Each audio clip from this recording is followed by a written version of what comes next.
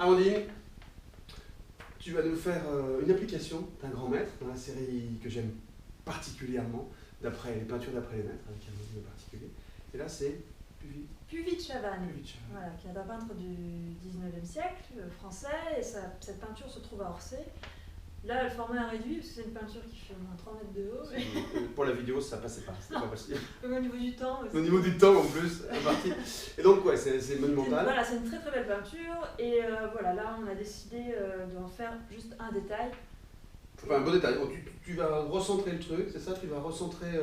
Bah, je vais faire une nouvelle forme de composition, je vais Voilà. juste me centrer sur le personnage, la femme qui est debout.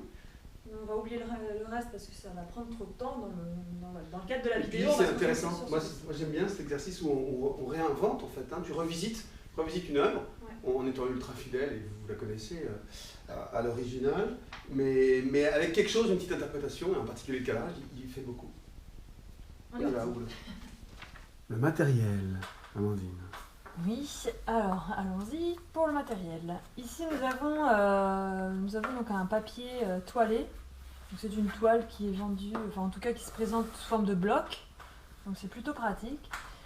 Donc c'est voilà, on le voit, il est tramé, hein, donc c'est vraiment une toile.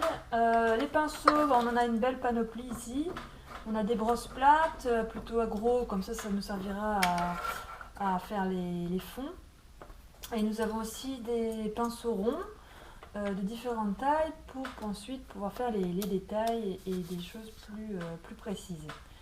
Un gobelet d'eau, de l'essuie-tout et la palette. Ici c'est une palette jetable, hein, de nouveau, c'est un bloc en fait avec des feuilles détachables. Ouais.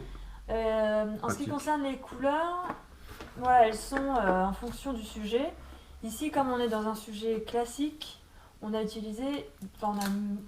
appliqué des couleurs, on va dire classiques, hein, c'est-à-dire voilà, on a des terres, les 3 primaires, du blanc, du noir et des terres. Une palette sage, c'est ça? Palette sage traditionnelle. Ouais, traditionnelle, d'accord. Voilà, on n'a pas besoin, on va effectuer toutes les nuances qu'on en trouve sur le tableau, on va les effectuer à base de ces couleurs-là, en tout cas, à partir de ces couleurs-là. Alors, pour être plus précis, on a donc du blanc titane, de l'ocre jaune, du jaune de cadmium foncé, du noir, du blanc d'ivoire. On a ici du bleu primaire, du rouge de cadmium, de la terre d'ombre brûlée et de la terre d'ombre naturelle, pour les 2 terres ici. La première chose à faire est d'appliquer les fonds. Donc on va faire le ciel, la mer, ensuite la dune ici. Et puis le personnage sera fait en dernier, simplement par cohérence. Comme ça, en faisant le fond, même si on déborde sur le personnage, c'est pas bien grave, puisque le personnage va se superposer. Voilà, c'est vraiment des plans successifs et il faut respecter cette cohérence-là. Alors pour ça, on va bien sûr prendre une brosse plutôt large. Hop, on va humidifier le poil sans le tremper, hein. Donc c'est pour ça qu'on essore sur le bord du récipient, quitte à l'éponger sur l'essuie-tout. Et pour le fond, alors voilà, là c'est une reproduction, après les couleurs varient en fonction des reproductions aussi, hein, mais là on est plutôt dans un gris assez rose. Donc pour un gris, il faut forcément du blanc et du noir. Et pour avoir un gris rose, on rajoute un peu de rouge, en petite quantité. Et ensuite, une fois qu'on a les bonnes couleurs, une fois qu'on a les bons ingrédients, on peut faire la recette après. Il suffit juste de modifier les proportions pour arriver au résultat souhaité. Alors là, par exemple, c'est trop rose, on va rajouter une pointe de bleu pour le refroidir. Donc attention de ne pas aller trop dans le violet, c'est simplement pour refroidir la teinte. Hop, voilà, là on est dans un gris qui correspond déjà un peu plus.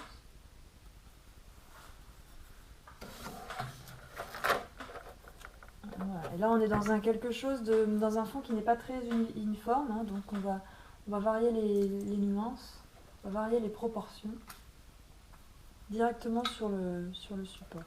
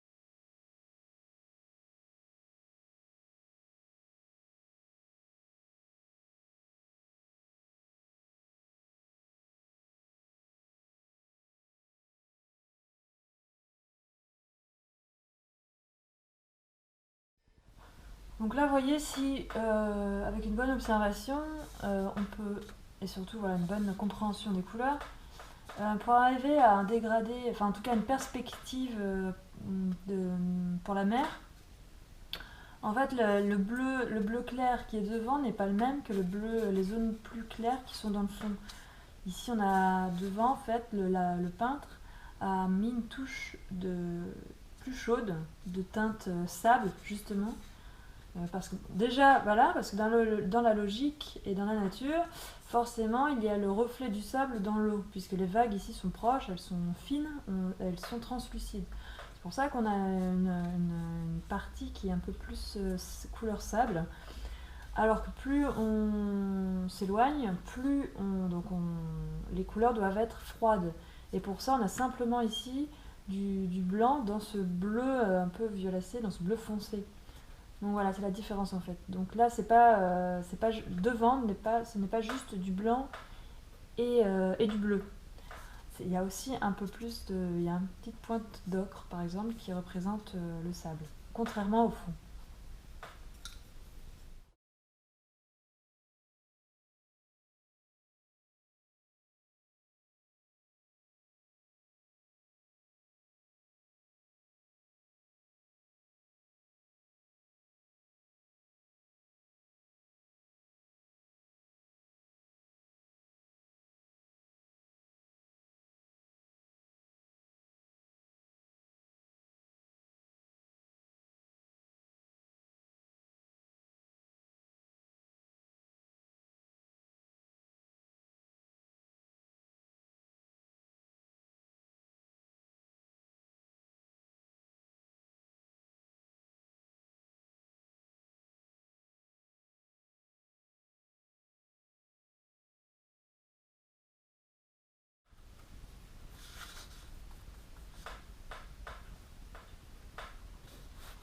Là ici pour la dune, on part sur une base de blanc,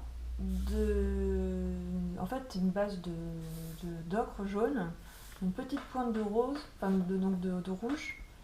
Et après, on va varier les nuances en modifiant les proportions déjà entre ces trois couleurs-là et en ajoutant un peu de bleu pour avoir ce verdâtre à certains endroits. Parfois, on a un peu de verdâtre, d'autres moments ici, vous voyez, d'autres zones, on est un peu plus dans le violacé, dans le gris, qui s'apparente un peu à celui du ciel. Voilà, c'est de multiples variances de couleurs, mais avec quelques couleurs de base seulement.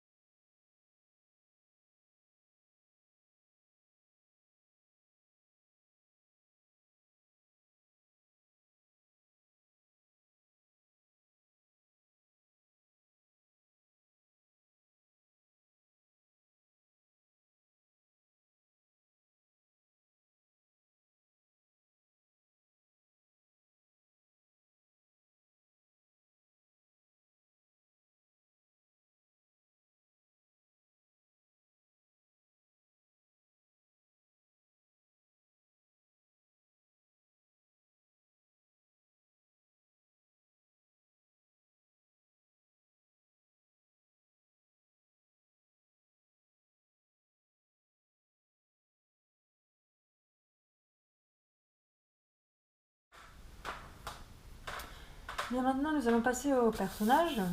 Pour ce qui est du feuillage ici, les petites fleurs et les petites plantes, nous reviendrons par la suite une fois que la dune, rocher, enfin, en tout cas une fois que ce bord de mer sera complètement sec, on reviendra par-dessus avec un pinceau un peu plus fin et voilà, on retravaillera tout ça. Donc, deuxième étape, enfin en tout cas, étape suivante, le personnage.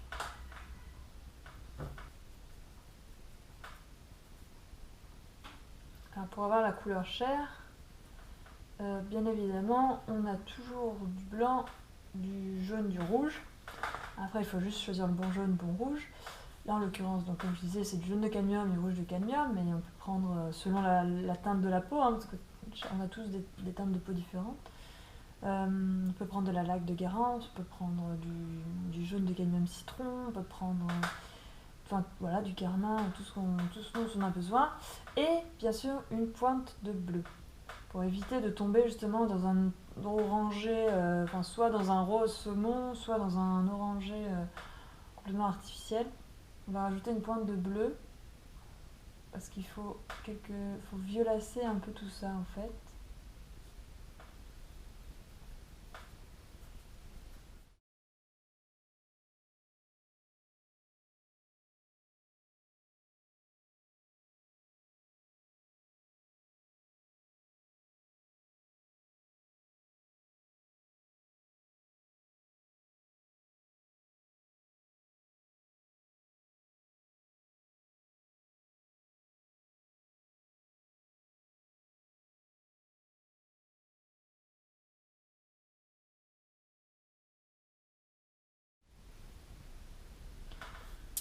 Pour représenter le corps, il va falloir varier les nuances. On a forcément la base chair qu'on a créée au départ.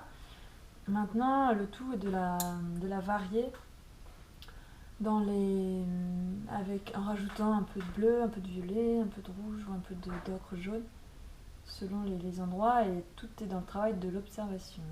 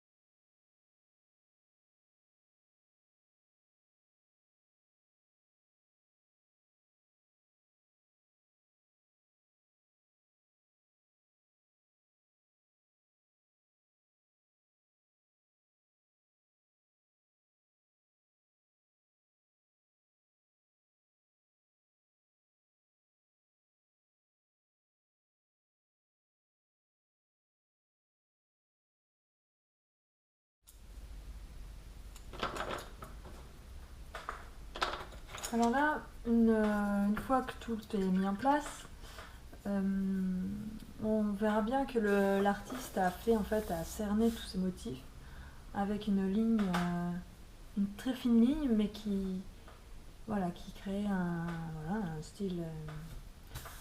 Donc ce qu'il faudrait, c'est arriver à le reproduire. Alors pour ça, on va prendre un pinceau rond à poil fin, et on va faire un trait quand même discret. C'est pas le but, c'est pas de faire un gros trait noir. Plutôt dans des teintes naturelles. Donc on va utiliser une des terres, la terre d'ombre brûlée notamment. Et puis on va récupérer la teinte qu'on a utilisée par exemple pour les cheveux. Hop. Donc voilà, comme ça on a une terre plutôt discrète, mais marquante toutefois.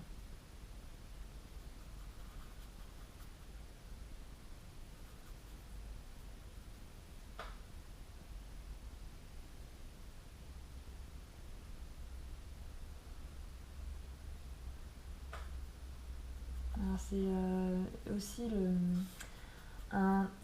c'est aussi une épreuve technique, puisque là il faut vraiment maîtriser son pinceau.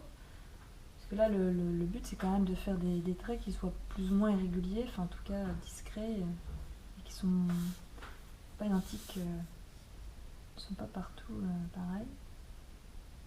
Hop. Il faut arriver à varier les teintes.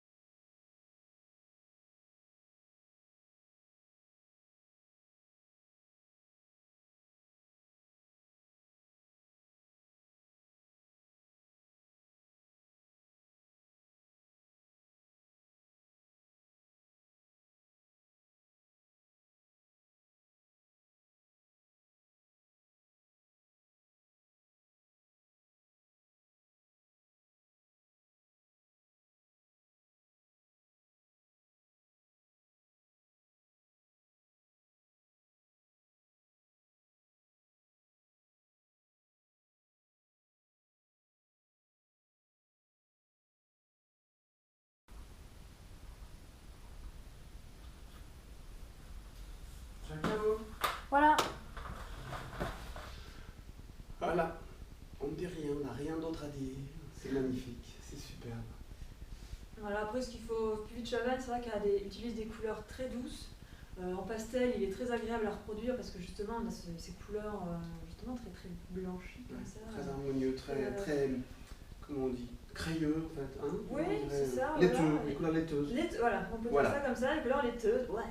On a fait le tour. Et voilà, mais en même temps, il y a quand même de beaux dégradés, de beaux contrastes, une belle lumière et il y a un beau travail de couleur à faire surtout. Et voilà, ce sont des œuvres très poétiques. Donc ouais, c'est très apaisant. C'est très apaisant, très apaisé. Une palette assez courte finalement. Tout ce qu'on aime. Sur corbeauart.fr. À vous maintenant.